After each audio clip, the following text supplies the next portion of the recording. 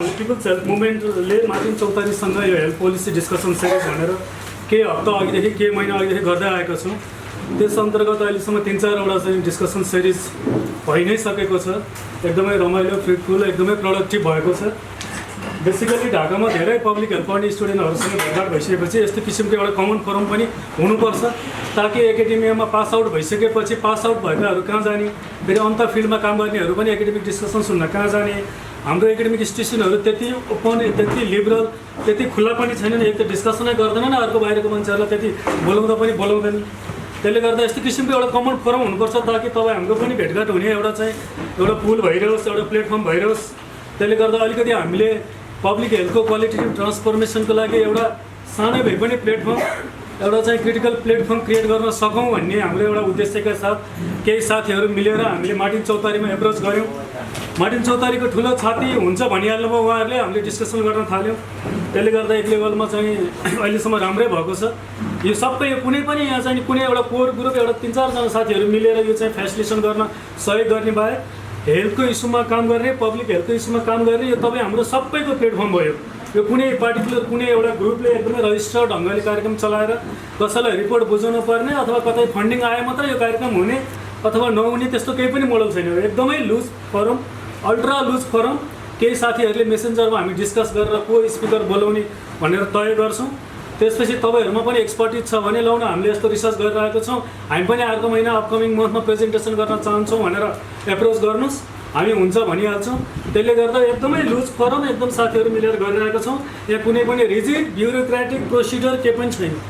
त्यसले गर्दाखेरि पब्लिक हेल्थको ट्रान्सफर्मेसनको लागि हामी आफैले एउटा भोलिन्टरीली स्पोन्टानियसली कन्ट्रिब्युट गरेको यो फोरम हो।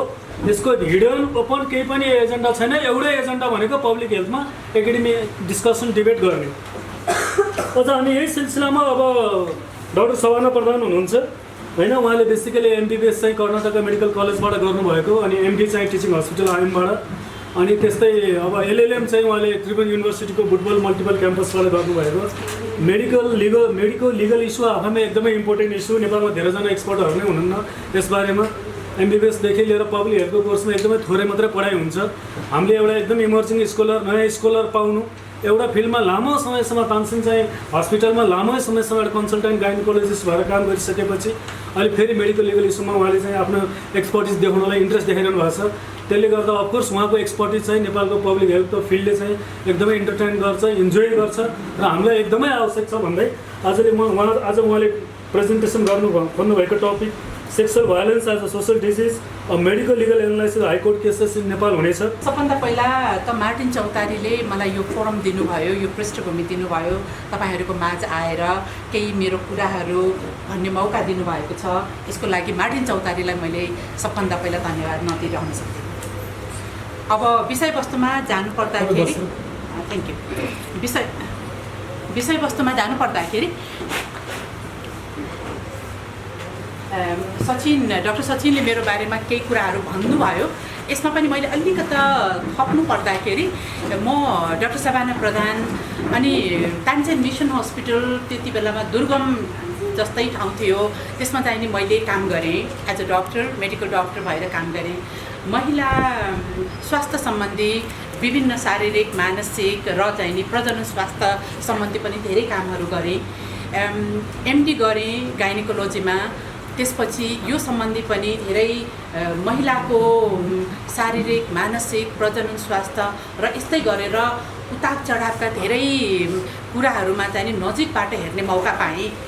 अनि यस्तै किसिमबाट गर्दाखेरि मैले अलि फेरि मेरो मनमा फेरि शल्यक्रिया गरेँ, उपचार गरेँ, निदान गरेँ। यति सबै हेर्दाखेरि मैले LLB गर्दाखेरि कानुनी रूपमा पनि महिलाको जुन समस्याहरू छन्, यो समस्याहरूमा हामीले कसरी अगाडि बढ्न सक्छ भन्ने कुरा चाहिँ मलाई फेरि अझ पनि कौतूहलको विषय बन्न पुग्यो।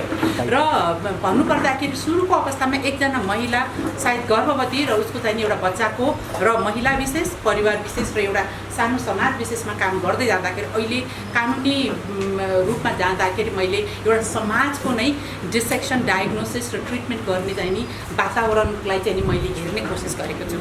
यही अर्थमा चाहिँ नि मैले sexual violence as social disease medico-legal analysis of high court cases in नेपालमा चाहिँ नि एउटा शोधपत्र तयारी गरेको छु। सेक्सुअल भाइलेन्स यो यौन हिंसा यो सर्वव्याप्त रहेछ, जुनसुकै देश समाज र संस्कृतिमा यो हुने देखिएको रहेछ।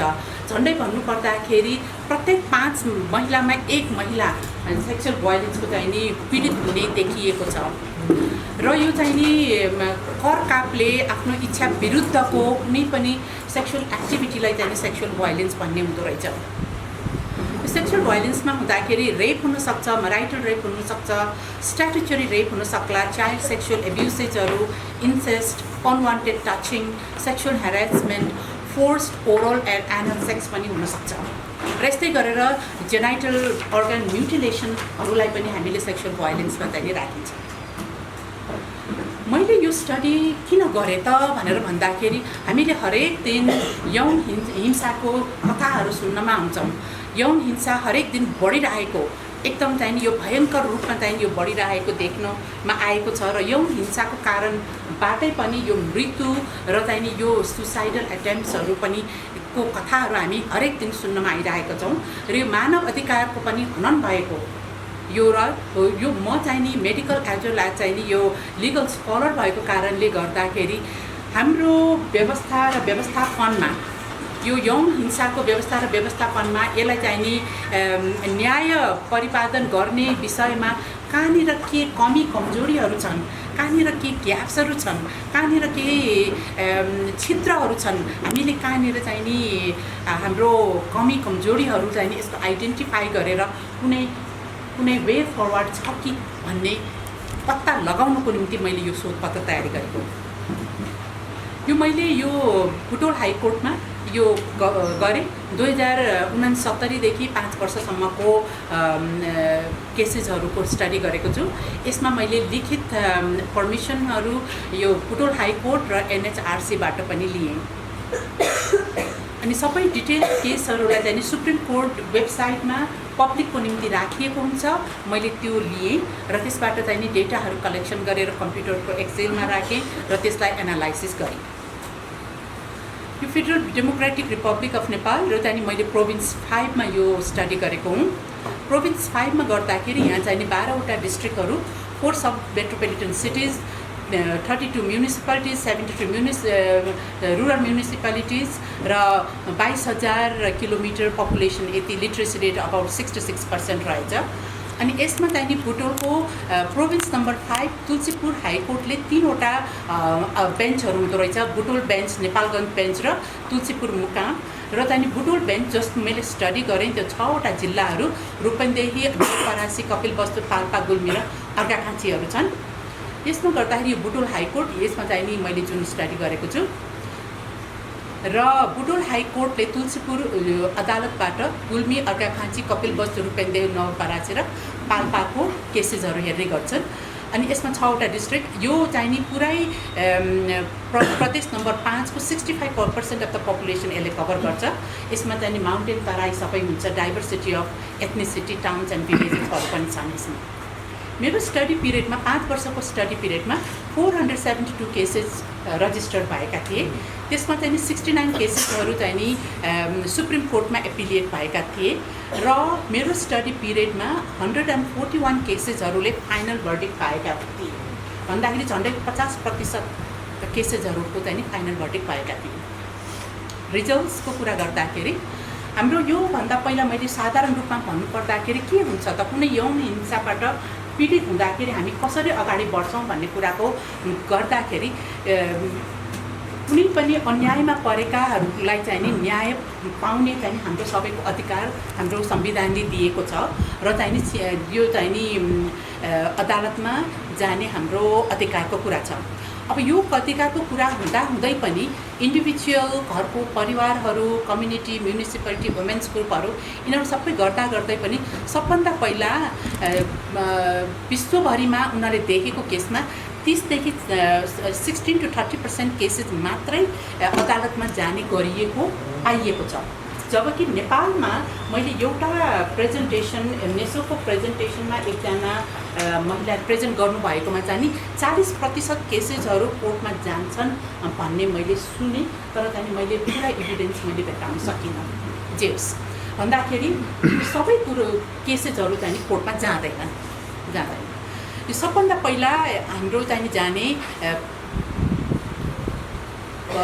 पुलिस इन्भेस्टिगेसन पुलिसकोमा जान्छन्। पुलिसकोमा गइसकेपछि प्रोसिक्युसन अदालतमा जिल्ला सरकारी वकिलमा त्यसपछि अदालतमा जाने गर्छन्। यस्तो किसिमबाट जाने गर्छन्। प्रोसिडर कस्तो छ भन्दाखेरि सबभन्दा पहिला पुलिसमा तपाईँले फर्स्ट इन्फर्मेसन रिपोर्ट गर्नुहुन्छ भनेदेखि पुलिस स्टेसनबाट एकजना पुलिस इन्भेस्टिगेटरलाई अपोइन्ट गर्छन्। अनि यो पुलिस इन्भेस्टिगेटरले के गर्नुहुन्छ, उहाँले जुन भिक्टिमको छ भिक्टिमको जाहेरी दरखास्त लिनुहुन्छ, के भयो कस्तो भयो सबै हिस्ट्री लिनुहुन्छ र उहाँले चाहिँ नि चाहेको खण्डमा उहाँले चाहिँ नि डक्टरकोमा जाँचको निम्ति लैजानुहुन्छ र चाहिँ नि विभिन्न स्याम्पलहरू कलेक्सन गर्नुहुन्छ र ल्याबोरेटरीमा लैजानुहुन्छ र त्यसको रिपोर्ट तयारी गर्नुहुन्छ। त्यस्तै गरेर यो पुलिस इन्भेस्टिगेटरले जस्तै यो विटनेसहरूलाई पनि लिनुहुन्छ र विटनेसको पनि क्वेसनर गर्नुहुन्छ। त्यस्तै गरेर उहाँले चाहिँ नि पर्पिट्रेटर जसले चाहिँ गरेको हो उसलाई भेट्टायो भने उसको पनि हिस्ट्री लिन्छ, एक्जामिनेसन गर्छ, डक्टरको पनि लैजान्छ, रिपोर्टहरू लेख्नुहुन्छ। अनि क्राइम सिनमा पनि उहाँहरूले जानुहुन्छ, उहाँको घटना विवरणहरू लिनुहुन्छ। यी सबै राखेर पुलिसको जुन अपोइन्टेड पुलिस इन्भेस्टिगेटर हुन्छ अपोइन्टेड, उहाँले रिपोर्ट तयारी गर्नुहुन्छ। अनि यो रिपोर्ट लिएर उहाँ चाहिँ सरकारी वकिलकोमा जानुहुन्छ। अनि यो गइसकेपछि सरकारी वकिलले यो सबै हेरिसकेपछि सरकारी वकिलले यसलाई केस गर्ने कि नगर्ने भनेर डिसिजन पहिला उहाँले गर्नुहुन्छ। सो त्यति बेलासम्ममा चाहिँ नि उहाँले चाहिँ नि त्यो डिसिजन गर्नुहुन्छ र यो गभर्मेन्ट अटोर्नी जुन सरकारी वकिलको चाहिँ सबभन्दा ठुलो महत्त्वपूर्ण हात रहेको हुन्छ। अब यो तपाईँहरूले पछि गर्नुहोस्, तर यो सरकारी वकिलले भिक्टिम, पर्पिट्रेटर र डक्टर, ल्याबोरेटरिज, विटनेसहरू उहाँहरूसँग कहिले पनि डाइरेक्ट सम्पर्कमा आएको मेरो उसबाट देखिएको छैन।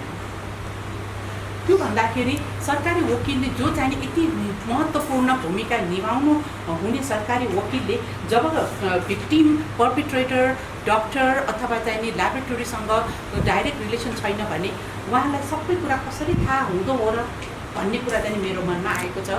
र चाहिँ यदि पुलिस इन्भेस्टिगेटिङ अफिसर पनि जानकारी प्राप्त हुनुभएको एकदम ट्रेन पर्सन हो भने सायद उहाँले गर्न सक्नुहोला, अथवा सक्नु यदि होइन भनेदेखि उहाँको एक्सपर्टिजमा पनि क्वेसन मार्क आउन सक्ने व्यवस्था चाहिँ नि मैले देखेँ।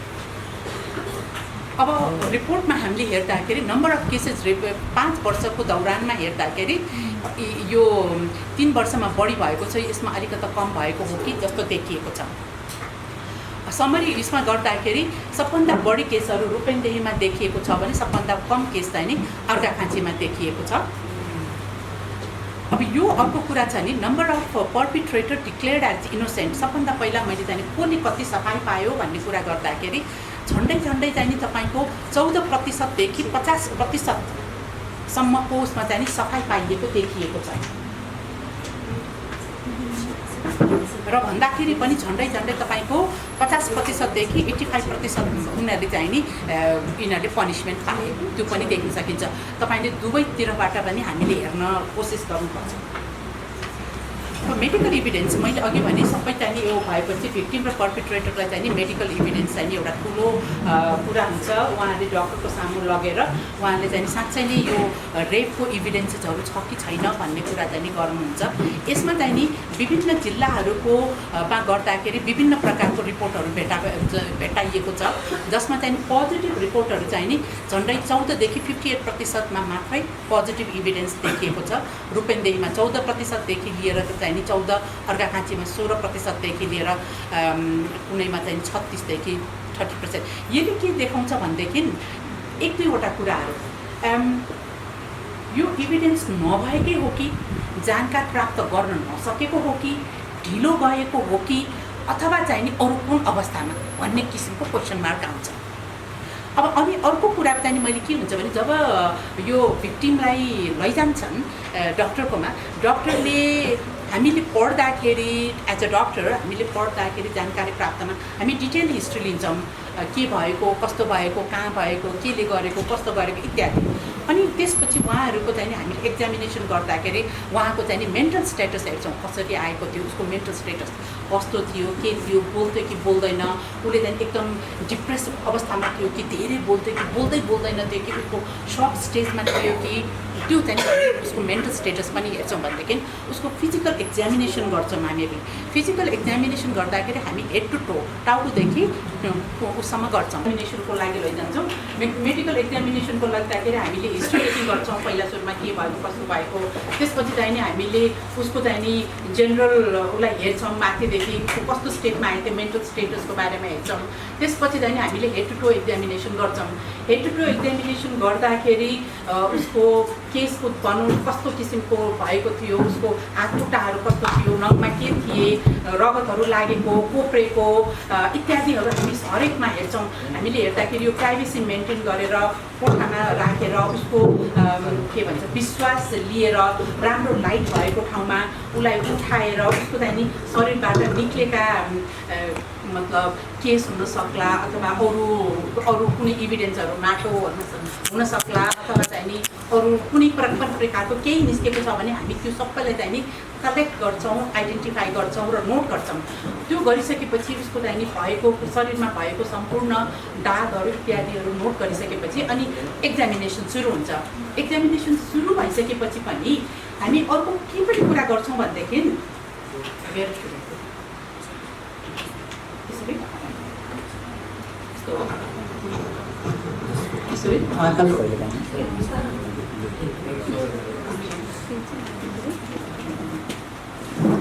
अब त मेरो आवाज निकै ठुलो होला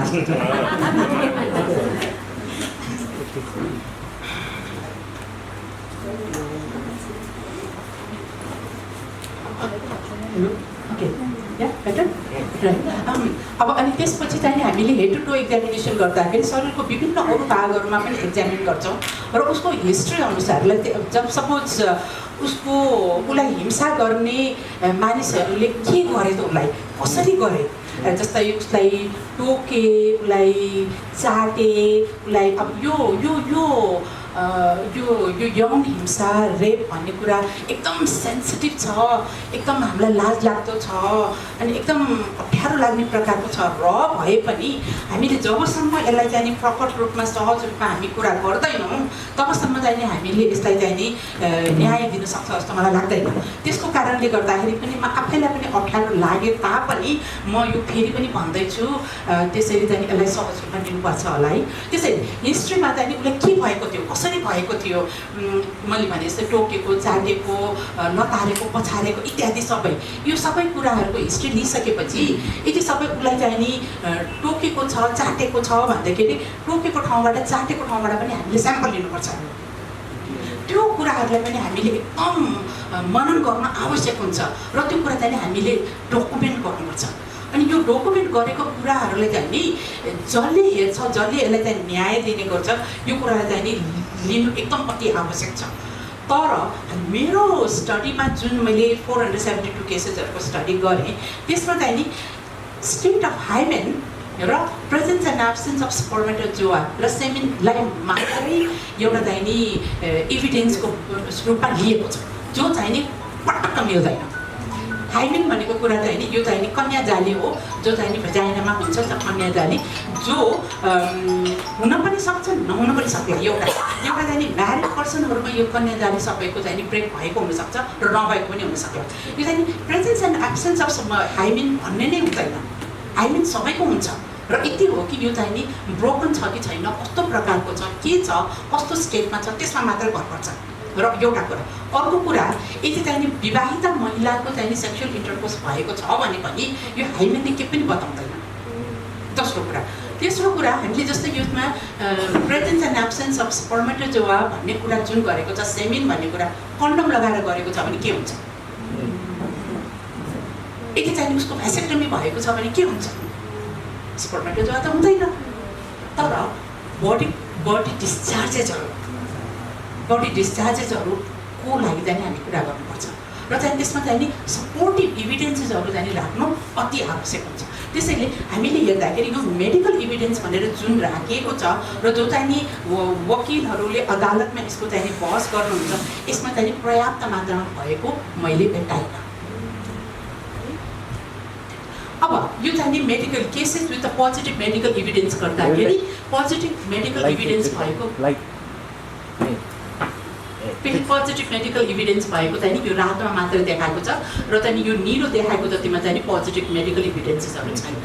अब यो स्लाइडमा मैले के देखाउन खोजेको छु भनेदेखि यो निलो जति केसेस हुन् यो चाहिँ नि रातोमा देखेको चाहिँ नि पोजिटिभ मेडिकल इभिडेन्स हो। यो हरियो चाहिँ नि उनीहरूले चाहिँ नि नो अफेन्स भनेको, नो अफेन्स यहाँ छ तर यसमा चाहिँ नि अफेन्स भएर गिल्टी गरेको छ भनेको मतलब मैले के गर्नु खोजेको छु भने मेडिकल इभिडेन्स एउटा सपोर्टिभ फाइन्डिङ मात्रै हो र चाहिँ नि यसले मात्रै सबै कुराहरू गिल्टी हो कि होइन भनेर देखाउँदैन, त्यो चाहिँ सपोर्टिभ इभिडेन्स मात्रै छ। हाउएभर यसमा जति देखाएको कुनै चाहिँ नि यसमा प्रेजेन्ट भए पनि नट गिल्टी भन्ने कुरा पनि देखाएको छ भने अदरवाइज पनि देखाएको छ, तर त्यो चाहिँ इम्पोर्टेन्ट हो तर नट एब्सोल्युट। अब यो कुरा यो स्लाइड अलिकति अप्ठ्यारो गाह्रो होला तर पनि तपाईँहरूले हेरिदिनु होला। यसमा चाहिँ नि एज ग्रुप मैले गरेको स्टडीहरूमा एज ग्रुपमा हामीले हेर्दाखेरि मैले यसमा चाहिँ नि लेस देन 10 इयर्स तपाईँको 10 to 14 इयर्स, 14 to 16, 16 to 18 अनि मोर देन 18 राखेको छ। यो चाहिँ नि लिगल्ली हिसाबबाट पनि यो हुने गरेकोले मैले त्यसरी डिभाइड गरेँ। लेस देन 10 इयर्सको भिक्टिम्सहरूको कतिजना रेप भयो भनेर हेर्दाखेरि 30.8%, जस्ट झन्डै 31% of the victims were raped were less than 10 years of age. 10 वर्षभन्दा मुनिका बालिकाहरूलाई चाहिँ नि रेप भएको देखायो। यो चाहिँ नि एकदम बार्बरिक हो, चाहिँ यो भयङ्कर स्थितिमा भएको मैले भेटाएँ। जब मैले यो स्टडी गर्दै थिएँ म एकैछिन डिप्रेसनमा गएँ। म 2 हप्ता केही गर्नै सकिनँ। मैले यसमा गरेर मैले सबै बन्द गरेर म काम गर्ने छोडेँ। मैले यो चाहिँ म अब रिसर्च गर्दिनँ भनेर सोचेँ तर फेरि 2 हप्तापछि मैले सोचेँ मैले नगरे कल्वे गर्ने। त्यो मैले मेरो आफ्नै इच्छाले गरेको हो, कसैले जबरजस्ती गर भनेर गरेको होइन। त्यसैले चाहिँ मैले फेरि कन्टिन्यू गरेँ। तर भनेको मतलब यो भयङ्कर स्थितिमा छ। त्यस्तै गरेर यो स्टडी गर्दाखेरिको मेरो लेस देन 16 इयर्सलाई चाहिँ नि रेप भनेर उनीहरूले कन्सेन्सुअल सेक्सको निम्ति 16 वर्षकोमा भन्ने छ भने अहिले चाहिँ नि 18 वर्ष पुगेको छ। यसमै पनि हेर्दाखेरि पनि झन्डै 70%, 75% of the victims were less than 18 years age भनेको अडल्ट उसले चाहिँ नि कन्सेन्ट दिनु अवस्थाभन्दा पहिला नै उसलाई चाहिँ नि भिक्टिमाइज भएको देखा भएको छ। र अर्को कुरा हेर्दाखेरि यङ्गेस्ट एज ग्रुपमा 2 वर्षको बालिका सबभन्दा कम उमेरको चाहिँ 2 वर्षको बालिकालाई चाहिँ रेप भएको छ भनेदेखि सबभन्दा धेरै चाहिँ 55 वर्षको महिलालाई चाहिँ रेप भएको देखाएको छ। अब अर्को कुरा मैले के पनि भन्न चाहन्छु भनेदेखि यो केस भएको मेरो उच्च अदालतमा भएको केसेसहरू, उच्च अदालतमा भनेको जिल्ला अदालतबाट उनीहरूले चाहिँ नि चित्त नबुझेर गएकाहरू मात्र उच्च अदालतमा गएकाहरू। अब यसमा गर्दाखेरि चाहिँ नि यो मैले त्यही अघिकै स्लाइड देखाएको सबै यो निलो जति चाहिँ सबै चाहिँ नि चिल्ड्रेन वेयर रेप, यो चाहिँ नि रातो चाहिँ नि एडल्ट्स भन्दाखेरि हाम्रो हेर्दाखेरि children almost 74-75% of the children are rape भन्दाखेरि कहिले कहिले हुन्छ what are all our women are rape some time of their life भन्ने पनि एउटा प्रश्न मेरो मनमा आइपऱ्यो। कस्तो प्रकारको पर्पिट्रेटर हिंसकहरूले चाहिँ नि यो रेप गरे त भनेर मैले हेर्दाखेरि most of the rapes were done by the adult men mind गरे तर 8% केसेसहरू चाहिँ नि केटाहरूको माइनर केटाहरूले गरेको भेटाए। अनि यङ्गेस्ट पर्पिट्रेटर 11 इयर्स ओल्ड र ओल्डेस्ट इज 65 इयर्स ओल्ड। 11 वर्षको केटोले पनि गरे कहिले कहिले ओहो सक्ला र भन्ने पनि एउटा आउँदो रहेछ। चाइल्ड पर्पिट्रेटर चाहिँ नि यसमा देखा परेको विभिन्न उसमा सबभन्दा बढी रूपेन्देहीमा देखा परेको छ। 4 जना नवलपरासीमा, 1 जना कपिलवस्तुमा, 1 जना पाल्पामा। अब यो हेर्दाखेरि कति वर्षकोलाई रेप गरे त भनेर पनि हेर्नु गर्दाखेरि यो 2 वर्षको बालिकालाई 14 वर्षको केटोले गरेछ, 6 वर्षको, 16 वर्ष, 7 वर्षको भन्दाखेरि धेरै भयभीत अवस्थामा देखे। अनि एउटा झन्डै ग्याङ रेप पनि छ।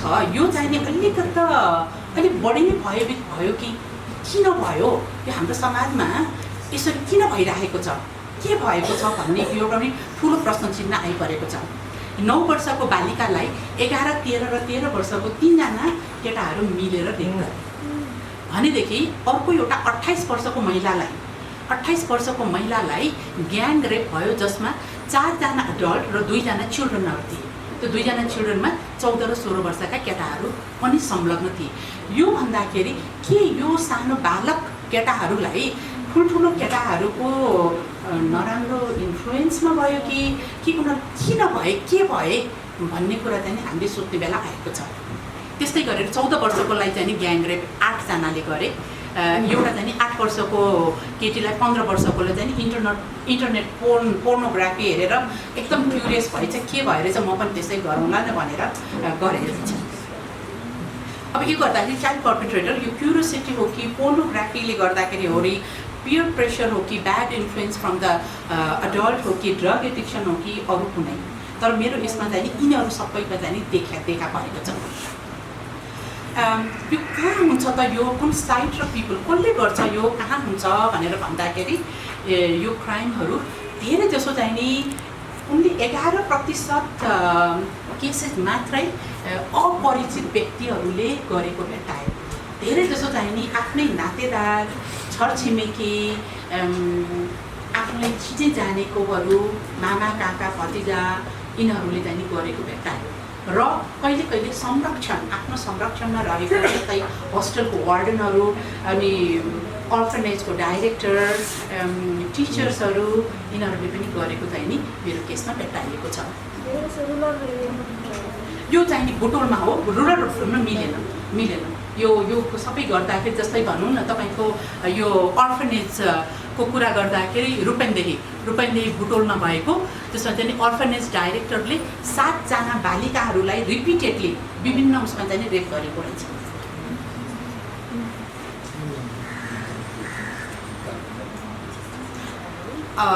यो धेरै जसो यो इन्सिडेन्ट चाहिँ नि घरैमा हुँदो रहेछ।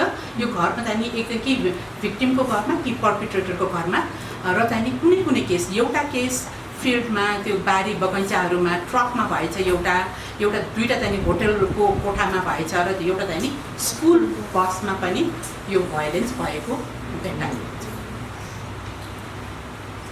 यो ग्याङ रेपहरूको वृद्धि हुँदैछ र चाहिँ नि ग्याङ रेपहरू चाहिँ नि विभिन्न जिल्लाहरूमा भएको देखा परेको छ।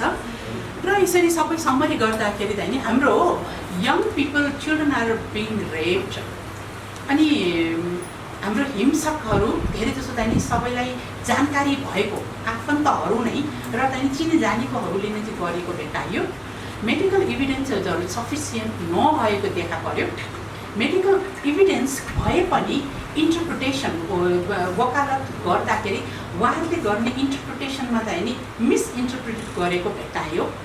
र चाहिँ नि यङ पर्पिट्रेटरहरू पनि देखा पर्यो र ग्याङ रेपमा चाहिँ नि देखा परेको हामीले देखा पर्यो। यो चाहिँ समराइज गर्दाखेरि देखियो। अब 1-2वटा हजुर हस्टेल पनि बनाउँछु म। 1-2वटा केसहरू यहाँलाई प्रस्तुत गर्छु। एउटा केस छ जसमा चाहिँ नि human trafficking, abduction, robbery, repeated rape and abandonment भएको छ। यो तपाईँहरूको विचारमा के भयो होला यसमा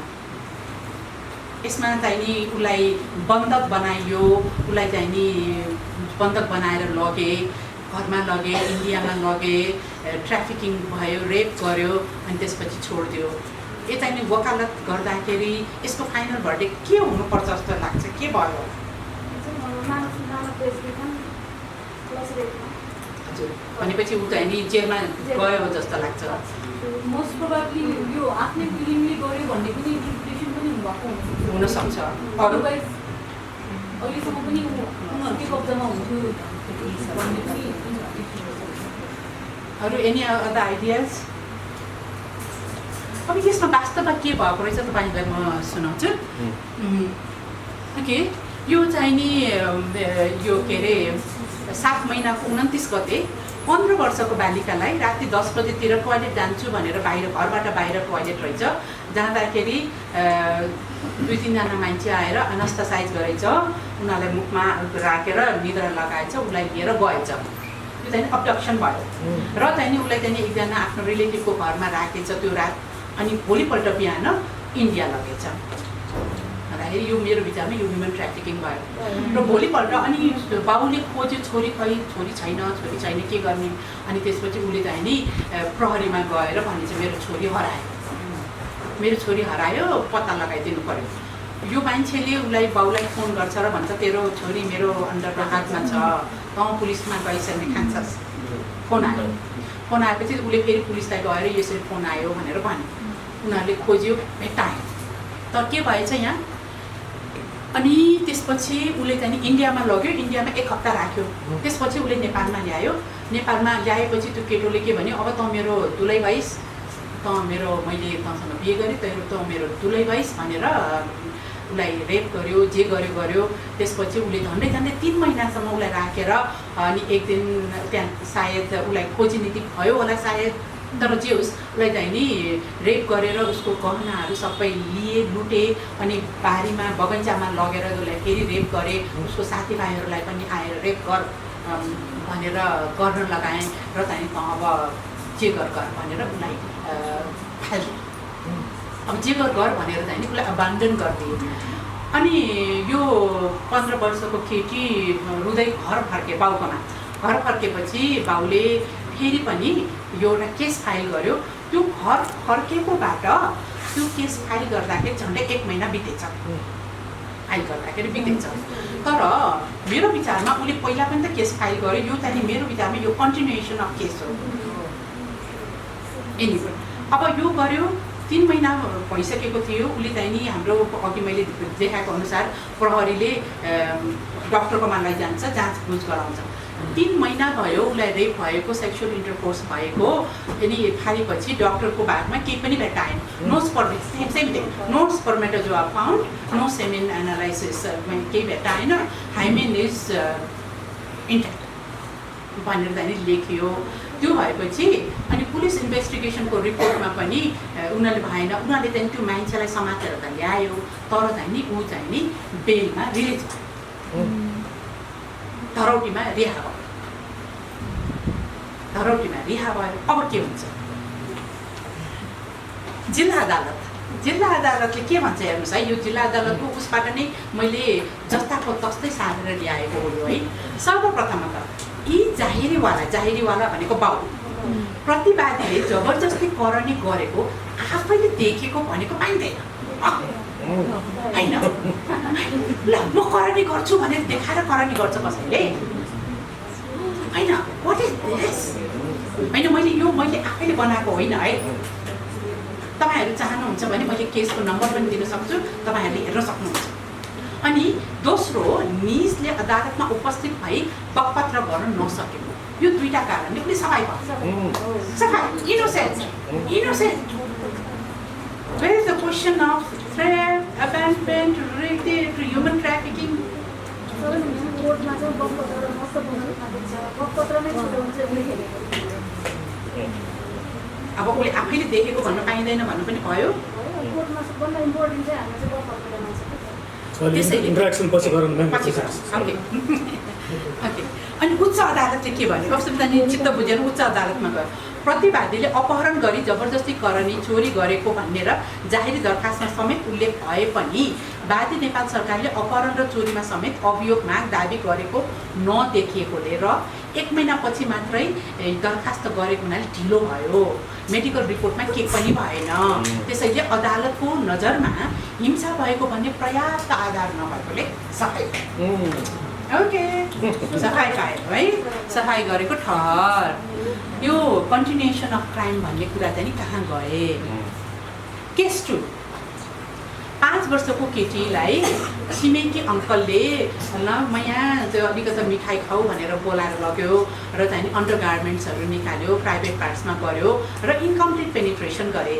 त्यसपछि छोरी दुख्यो भनेर आमाकोमा आएर भने मम्मी मलाई यस्तो यस्तो गर्यो भनेर। अनि त्यसपछि पुलिसकोमा गए। अनि त्यसपछि यो पर्पिट्रेटरले पुलिसमा गएर कन्फेस पनि गरे, मैले गरेको हो भनेर स्वीकारे पुलिसकोमा है त। त्यसपछि अदालतमा के गर्यो?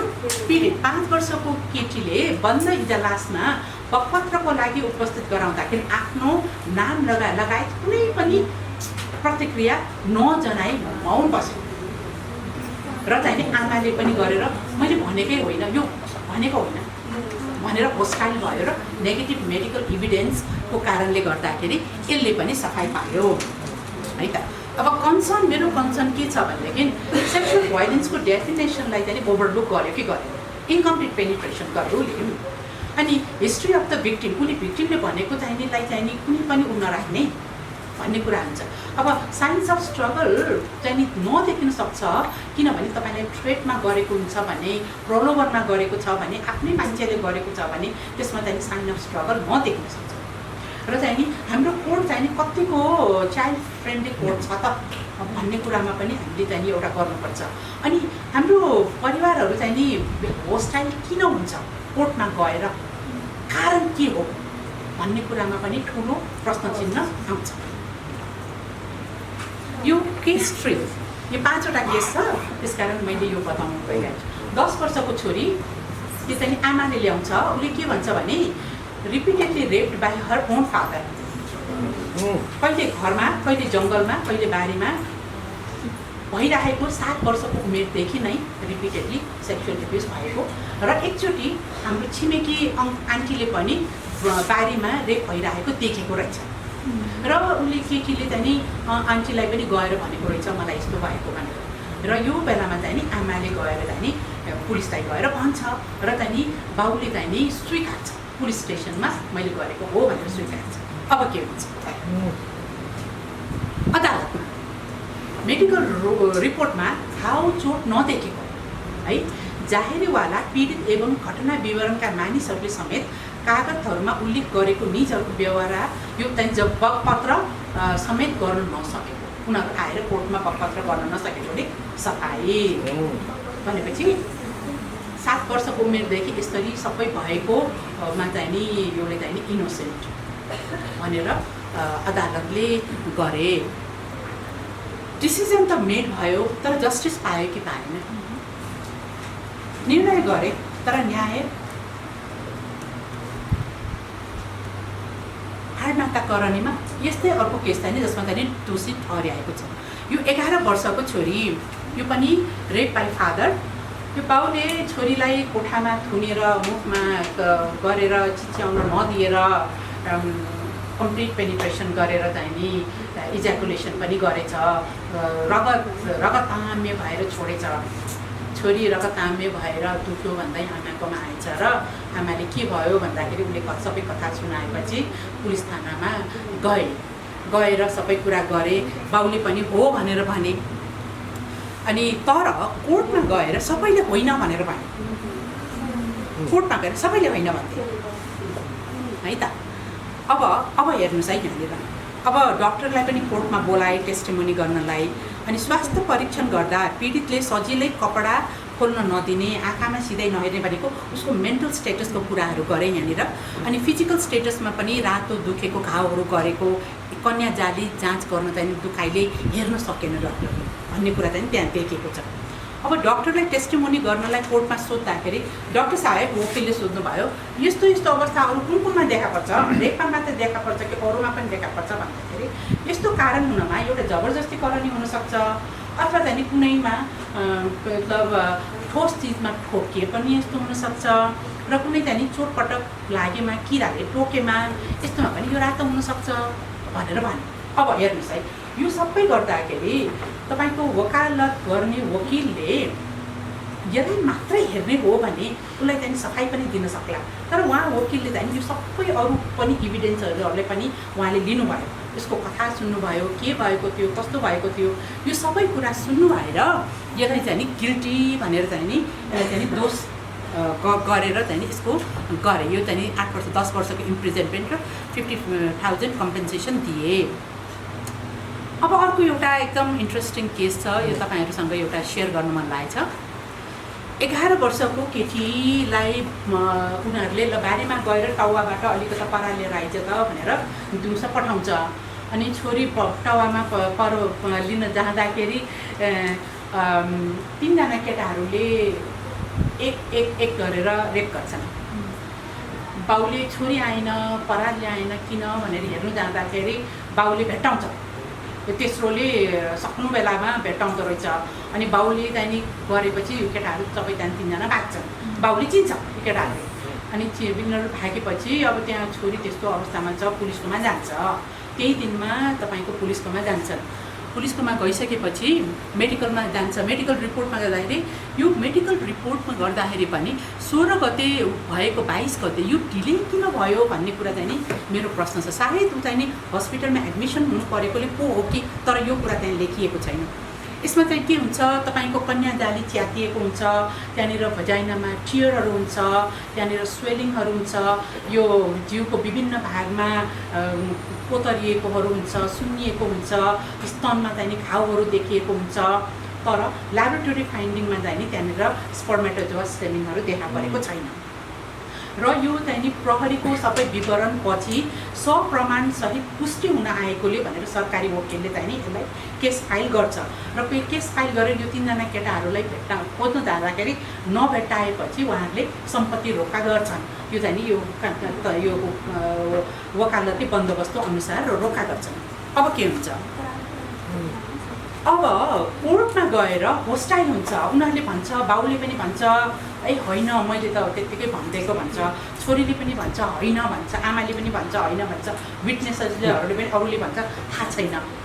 अनि यो केटाहरूले के भन्छ त नि, यो एलियन विटनेस, हामी त त्यहाँतिरै थिएनौँ, हामी त इन्डियामा काम गरिरहेका थियौँ, हामी थिएनौँ त्यहाँ। अहिले त हाम्रो सम्पत्ति रोका भयो भनेर हाम्रो घरको परिवारले फोन गरेर बोलाएकोले पो के हो रहेछ भनेर हेर्न आएको हो, हामी थिँदै थिएनौँ त्यहाँ भनेर भनिदिन्छ है। अनि फाइनल हियरिङमा के हुन्छ भने, so there no sexual violence as a occurred, the injuries जे जति इन्जुरी अघि भएको थियो त्यो चाहिँ नि साइकलबाट खसेर भएको हो। अनि के भन्छ भने यो बाउले अदालतको समय बर्बाद गरिदियो, मानहानि गरिदियो, तँलाई जेल राख्नुपर्छ भनेर उसलाई 1 महिनामा जेल र 2000 रुपियाँ फाइन लिएर बाउलाई। छोरीको रेपै होइन। अनि बाइसाइकल खोज्नु पर्दैन, कसको बाइसाइकल हो त्यो होइन, उसको बाइसाइकल चलाउनु जानेकै हो कि होइन, होइन कहाँ भयो, कसरी लड्यो होइन, हेर्नु परेन र होइन कि यिनीहरू सबै डराएका हुन्। यो इन्डियामा यस्तो किसिमबाट 3 जनाले रेप गरेर इन्डिया भाग्न सक्ने भनेर पोलिटिकल प्रेसर हो कि इन्डिया भागेर डराएको हो कि यिनीहरू ग्याङ्स्टर हो कि चाहिँ हाम्रो कानुनी व्यवस्था एकदम ठुलो भएको हो कि होइन, यो मेरो प्रश्न चाहिँ नि मेरो मनमा लागेको प्रश्न हो।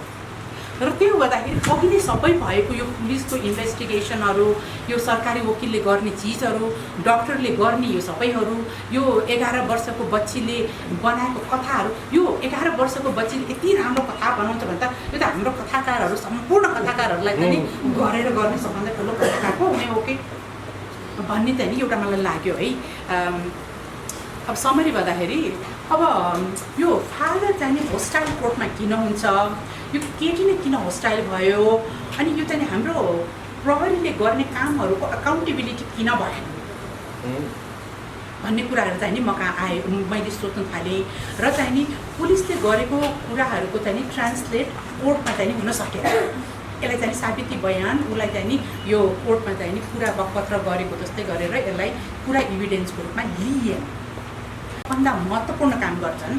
सबभन्दा पहिला नै यो भिक्टिमहरू सब सुरुमा आउँदाखेरि सुरुमा हामी लड्न साथै जति हामीले सम्झना हुन्छ, कसरी लड्यो, किन लड्यो, कसरी चिप्ले, कसले समात्यो, कसले गर्यो भनेर हामी जे जति सम्झना हामी हुनासाथै सम्झन्छौँ, 2 महिनापछि हामी सम्झँदैनौँ भनेर जब चाहिँ कोर्टमा प्रहरीमा गएर उसले बयान दिन्छ, त्यो बयान सबभन्दा बढी हुन्छ जस्तो मलाई लाग्छ।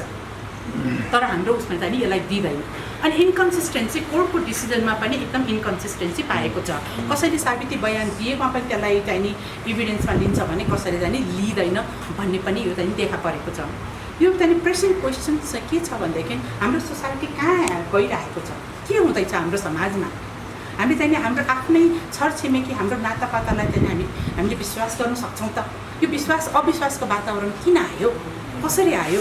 र चाहिँ नि हाम्रो मिडियाहरू चाहिँ नि देशमा भएका पत्रकारिताहरू जो चाहिँ सूचनाको हक प्रभाव गर्नेले पनि पीडितहरूको बारेमा यसरी गर्दाखेरि झन् बढी पीडा पो दिएन कि भन्ने पनि एउटा ठुलो प्रश्न चिन्ह आएको छ। Sexual violence is a social disease. न्यायमा पहुँच हाम्रो न्यायमा पहुँच छ, कन्स्टिट्युसन छ, कोडहरू छ, हाम्रो इन्टरनेसनल इन्स्ट्रुमेन्ट अफ ह्युमन राइट्सको कुराहरू गर्छौँ। हामीले चाहिँ हाम्रो नेपाललाई चाहिँ हामी बुद्ध जन्मेको देश, हाम्रो फलाना यताउता भनेर हाम्रो आफ्नो भ्यालुजहरू कस्टम्सहरूको कुरा गर्छौँ। तर पनि हामीले यस्तो कुराहरूको रेपहरूको कुरा आउँदाखेरि हामी ब्लन्टेड हुन्छौँ, हामी किन चाहिँ अगाडि बढ्न चाहँदैनौँ, हामी किन यसको बारेमा कुरा गर्न चाहँदैनौँ, हामीले चाहिँ कुन हाम्रो छिमेकीमा रेप भएको छ भने हामी किन चुपचाप बस्दिन्छौँ, हामी किन ब्लन्ट हुन्छ, हाम्रो विटनेसेसहरूले एकदम उत्तरदायित्व किन निभाउन सक्दैन, किन उहाँहरू चाहिँ नि अनेस्ट हुन सक्दैन, किन उनीहरू चाहिँ नि एकदम बोल्ड भएर चाहिँ नि उनीहरू बोल्न सक्दैन, यो किन हुँदैछ? हाम्रो डक्टर र ल्याबोरेटोरिजहरूले चाहिँ नि यस्तो सिरियस इस्युलाई चाहिँ नि किन फितलो रूपमा जाँच गरिदिनुहुन्छ, किन उहाँहरूले सबै कुराहरू लेखिदिनुहुन्न भन्ने कुराहरू म चाहिँ डक्टर्सहरूलाई चाहिँ फेरि सोध्न चाहन्छु। र चाहिँ हाम्रो नीति निर्माताहरूले पनि यसमा चाहिँ किन यसलाई चाहिँ प्रायोरिटाइज गरेर चाहिँ नि अगाडि बढ्न हिचकिचाएका छन्। अब यो पुलिस इन्भेस्टिगेटरमा मैले अघि भनेको त्यही हो, कम्युनिकेसन। यहाँ चाहिँ नि मैले एउटा कुरा एकदम टुप्पा राख्ने, गभर्मेन्ट अटर्नी उहाँको चाहिँ नि कम्युनिकेसन यो स्टेक होल्डर जस्तै भिक्टिम, पर्पिट्रेटर, पुलिस, डक्टर, ल्याबोरेटोरीसँग चाहिँ नि कम्युनिकेसनमा चाहिँ नि क्या भएको छ अथवा भएकै छैन। र चाहिँ उहाँले चाहिँ सबैको रिप्रेजेन्ट गर्ने मान्छेले जब उहाँले नै राम्रोसँग थाहा पाउनु भएको छैन, प्रत्यक्ष रूपमा गर्नुभएको छैन भने उहाँलाई गाह्रो पर्ने अवश्य हो जस्तो मैले महसुस गरेँ। ओके, पुलिसमा चाहिँ नि त्यो भयो। यो मेरो एकदम महत्त्वपूर्ण मलाई मन परेको स्लाइड हो र यो switch cheese model of failure of system भनेर भन्छौँ। स्विच चिज हामी चिज धेरै खाने त होइन, स्विच चिजमा चाहिँ त्यहाँ धेरै पाल परेको हुन्छ। अनि त्यो के हुँदो रहेछ, हामीले जुनसुकै कामहरू गर्दाखेरि कुनै कारणले गर्दाखेरि हामीले एउटा छुटायो भनेदेखि यसमा यसले हामीले सपोज यसमा चाहिँ हाम्रो कुनै विकनेस भयो भनेदेखि, यदि सपोज अर्को ठाउँमा विकनेस छैन भनेदेखि त्यसले चाहिँ नि त्यसले कम्पेन्सेट गर्छ। जस्तै पुलिसले चाहिँ कुनै कुरा चाहिँ नि छुटायो भने, कुनै काम गर्नु छुटायो भने, यदि एडभोकेटहरू छन् भने उहाँहरूले तिमीले चाहिँ यो छुट्यायो है, यो एकचोटि हेर न भनेर भने पनि त्यहाँनिर हुन्छ। तर उहाँले पनि छुटाउने, सबै आफ्नो कार्यक्षेत्रमा आफ्नो ल्याकिङहरू भएको छ भने, सबैको त्यस्तो ल्याकिङ भयो भने हाम्रो त्यहाँदेखि फेल हुन्छ अनि हामीले चाहिँ नि न्याय पाउँदैन। This is what is the swiss cheese model of system failure है। अब यसमा हामीले गर्दाखेरि वेयर इज द प्रब्लम र चाहिँ वाट इज द पोसिबल सोल्युसनको कुरा गर्दाखेरि हामीले क्यान बी ट्रस्ट यो चाहिँ नि मेरो विचारमा हामीले प्यारेन्टल टिचिङ हाम्रो घरबाट चाहिँ यो सुरु गर्नुपर्छ जस्तो लाग्यो। जस्तै 31% बालिकाहरू 10 इयर्स चाहिँ भिक्टिमाइज भएको छ भने कहाँबाट सुरु हुन्छ भन्दाखेरि हाम्रो घरबाट को त भन्दाखेरि आमा, बुवा भन्दाखेरि पनि बढी आमाले चाहिँ थाहा पाउनु पऱ्यो, आमा चाहिँ रेस्पोन्सिबल पर्सन हुनु पऱ्यो। आमाले चाहिँ नि यो सेक्सुअल भाइलेन्स भनेको के हो, कसले गर्छ, कसरी गर्छ र चाहिँ यसलाई आफ्नो बालिकालाई बचाउनलाई के गर्नुपर्छ भन्ने कुरा चाहिँ नि उसले पनि बुझ्नु पऱ्यो। र चाहिँ उसले चाहिँ नि छोरीलाई अथवा छोरालाई, किनभने यसमा चाहिँ कुनै केसहरू छोरालाई पनि भएको देखिएको छ। अनि कम्युनिटी एडभोकेसी हामीले चाहिँ नि कम्युनिटीमा पनि यो चाहिँ एडभोकेसीहरू गर्नुपर्ने हुन्छ। अनि crisis response in local level school teachers programme, यो crisis response in local level भनेर मैले किन भनेदेखि हाम्रो परिवारमा कुनै प्रकारको रेप जस्तो हिंसा भन्छ भनेदेखि कहिले हाम्रो मिथहरू, हाम्रो भएको समाजमा भएको मिथहरूले गर्दाखेरि पनि आमाहरू के अरे पुलिसमा अथवा वकालतमा आउन नसक्ने अवस्थामा हुन्छ भनेदेखि आमा मदर्स ग्रुपहरू सोसाइटीले चाहिँ नि होइन यसमा अगाडि बढ्नुपर्छ भनेर सपोर्टिङ ग्रुपहरू हुनसक्छ। र सपोज चाहिँ तपाईँको राति 9 बजे यस्तो घटना घट्यो भनेदेखि तपाईँको क्राइसिस रेस्पोन्स टिमहरू भयो भने त्यसलाई चाहिँ रेस्पोन्ड गर्छ। यदि पुलिसले पनि त्यसमा काम कार्यमा चाहिँ ढिला यता गऱ्यो भनेदेखि उहाँहरूले गएर भन्नु पऱ्यो तपाईँहरूले त ढिला गऱ्यो, ल न यस्तो गर्नुपर्ने हो कि भनेर त्यस्तो प्रकारको रेस्पोन्सहरू देखाउनु पर्ने सकिन्छ जस्तो मैले देखेँ। यो प्रोसिड्युरल ल अघि पनि मैले भन्दाखेरि यो कम्युनिकेसन हुन चाहिँ आवश्यक छ, जो चाहिँ हाम्रो उसमा छैन। यो चाहिँ पोसिबल सोल्युसन हुन सक्ला। अब अब पुलिस इन्भेस्टिगेसन मलाई चाहिँ बढी यसमा लागेको पुलिस इन्भेस्टिगेसनमा यो कन्सेन्ट टेकिङ उहाँहरूको कामको चाहिँ एकाउन्टेबिलिटी भएको जस्तो लाग्दैन। एउटा पोसिबल सोल्युसन के हुनसक्छ भनेदेखि जस्तै अहिलेको अवस्थामा के भएको छ, उसले पुलिसमा गएर बयान दिन्छ, कोर्टमा गएर उसले के भन्छ भनेदेखि मलाई पुलिसले पिट्यो चुट्यो र चाहिँ यहाँनिर लेख साइन गर भनेर भनेको हुनाले मैले साइन गरेँ भनेर भन्छ। अनि बाउले के भन्छ, खै हजुर मलाई त केही थाहा थिएन, पुलिसले सबै लेख्यो, यहाँ चाहिँ नि लेख्चा लगा भनेर भन्यो, मैले लगाएँ भन्छ। अब हेर्नुहोस् है, यो भनेपछि के साँच्चै यस्तै भएको हो त? एउटा कुरा, यो दुइटै कुराबाट यो पक्ष छैन। एउटा कुरा यदि साँच्चै नै प्रहरीले पिटचुट गरेर गरेको छ भने यो यातना हुन्छ। यो यातना भनेपछि यो चाहिँ नि यातना विरुद्धको तपाईँले राख्न सक्नुहुन्छ, यो चाहिँ नि हुनुहुन्न। तर तपाईँको पुलिस फोर्स सबैलाई चाहिँ जेलमा राख्न सकिन्छ, यो हुनुहुन्न। अब यदि होइन भने प्रहरी यति धेरै काम गर्छ, यति सबै गर्यो, अन्तमा गएर त हामीले गरेको काम त के पनि होइन त रहेछ भने गर्ने नै किन भनेर उनीहरूको मोरल पनि कम हुन जान्छ।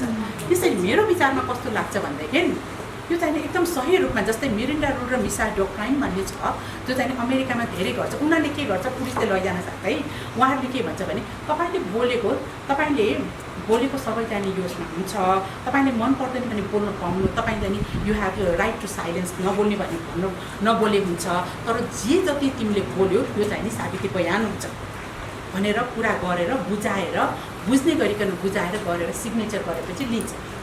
र चाहिँ तपाईँलाई चाहिँ चाहिन्छ भने तपाईँले वकिल पनि राख्न सक्नुहुन्छ। यदि तपाईँले वकिल राख्न सक्नु क्षमता छैन भनेदेखि हामीले चाहिँ नि वकिल फ्रीमा वकिल ल्याइदिन सक्छौँ भनेर पनि भन्छ। यो सबै कुरा भनेर गरेपछि उसले जुन प्रहरीमा बयान दिएको छ यसलाई चाहिँ इभिडेन्स भनेर लिन्छ। तर नेपालमा यो नभएको कारणले गर्दाखेरि पनि हाम्रा यतिवटा केसेसहरू चाहिँ नि हाम्रो हातबाट गएको जस्तो मलाई लाग्यो। राइट, अब क्लिनिकलमा क्लिनिसियन डक्टरको रिपोर्टमा पनि मैले अघि भने जस्तै यसमा चाहिँ इनएप्रोप्रिएट छ। अब पोसिबल इफेक्ट फलोइङ रेप चाहिँ नि के हुनसक्छ भनेदेखि यो इमिडिएट इफेक्ट चाहिँ नि फिजिकल, मेन्टल, इमोसनल अनि एज मच एज सुसाइडमा पनि जान सक्छ। प्रेग्नेन्सी हुनसक्छ, इन्फेक्सन हुनसक्छ, सर्ट टर्ममा चाहिँ प्रेग्नेन्सी रिलेटेड कम्प्लिकेसन हुनसक्छ, चाइल्ड बर्थ अनि कन्सिक्वेन्सेसहरू हुनसक्छ भने लङ टर्म इफेक्टमा चाहिँ नि साइकोसेक्सुअल र क्रोनिक पेनहरू पनि हुनसक्छ। यसले चाहिँ ठुलो पछिसम्मलाई पनि यसले असर पारेको हुन्छ। सो त्यो प्रायोरिटी चाहिँ नि भिक्टिमाइजेसन, कन्फिडेन्सियालिटी। अर्को कुरा चाहिँ मैले भन्न खोजेको टाइम सेटअप। हाम्रो समरी टाइम दिनलाई 5 वर्ष, 6 वर्ष, 10 वर्ष, 15 वर्ष लगाउँछ रेप केसेसहरू। रेप भएर तपाईँको गर्भवती हुँदाखेरि 9 महिना 10 महिनामा त बच्चा जन्मन्छ। त्यो बच्चा हेर्ने कसले भनेदेखि तपाईँको यति धेरै कुराहरू गर्छन् अनि रेपको भिक्टिमलाई कम्पेन्सेसनको कुरा हुन्छ, सबै लेखेको भन्छ, तर समरी गर्दाखेरि 10 वर्ष लगाउँछ। जस्तै मेरोमा पनि 50%मा मात्र 5 वर्षमा डिसाइडेड भएको छ। What about 50% of the cases बच्चा त 5 वर्ष भइसकेको हुन्छ भनेपछि यसमा पनि हामीले चाहिँ नि यसमा पनि टाइम लिमिट यति 120 दिनमा चाहिँ नि यसको समरी हुनुपर्छ भनेर एउटा चाहिँ नि फिक्स टाइम चाहिँ गर्नु आवश्यकता मैले देखेको छु।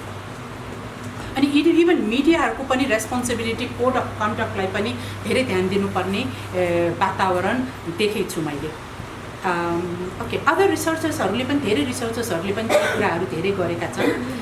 वरेक नेपाल इत्यादिले यो चाहिँ नि एउटा फोक तालको एउटा हुन्छ। यो हिमालयन क्याराभान तपाईँहरूले फिल्म हेर्नुभएको छ कि छैन मलाई थाहा भएन। यो हिमालयन क्याराभानमा यो एरिक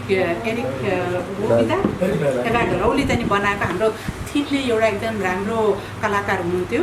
अनि यसमा चाहिँ नि गर्दाखेरि यो थिनले यो ठाउँमा यति धेरै डोल्टाकोमा गए पनि उहाँ चाहिँ एक्सिडेन्टली यही ठाउँमा बित्नु भयो। यो सानो एउटा बाटो छ, यो बाटोबाट उहाँ चाहिँ नि खसेर बित्नु भएको थिनले 2016मा। यो चाहिँ एक्सिडेन्टल डेथहरू हुनसक्छ, तर crime of rape is not accidental. It is not accidental. That is why it is the disease of the society. Responsibility lies on you and all of us. And it is our duty, because we live in the society. Your comments, question, answer. Thank you very much.